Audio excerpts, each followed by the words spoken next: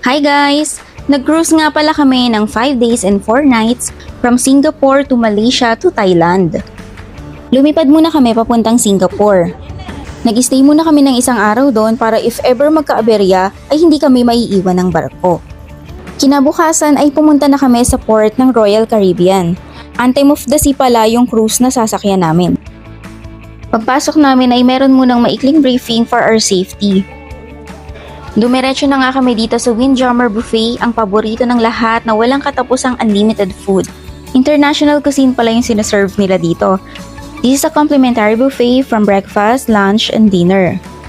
Meron sila ditong pastry, salad, Indian food, Asian food, at marami pang iba. And by the way, hindi lang pala yung Windjammer yung complimentary dito. Dahil meron pang ibang coffee shop at restaurant na libre lang. So may bayad din naman yung iba.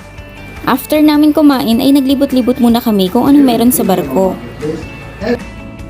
Ang daming magagandang view, halos lahat ng paligid ay Instagrammable. Hindi na nga namin alam yung gagawin namin dahil sa sobrang dami ng pwede mong gawin. Meron pala ditong swimming pool na indoor, outdoor at pang-adult. Meron ding jacuzzi. Meron din sila ditong chandelier na kapag nilagay mo yung kamay mo, ay iilaw siya depende sa heartbeat mo.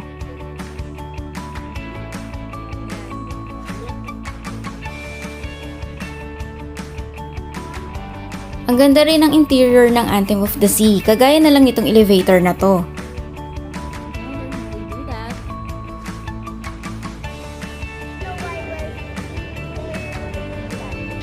Noong mga oras na yan ay may nagsusumba naman sa pool. Dumating na rin yung luggage namin nun sa kwarto kaya pumunta na kami sa stateroom namin. Ito naman yung tinuluyan namin. Ito yung walang bintana kasi siya yung pinakamura. Hindi pala bintana yung malaking TV na yan. Akala nga namin ay parang TV lang. Live view pala yan na parang CCTV. Makikita mo rin sa monitor yung dagat sa labas.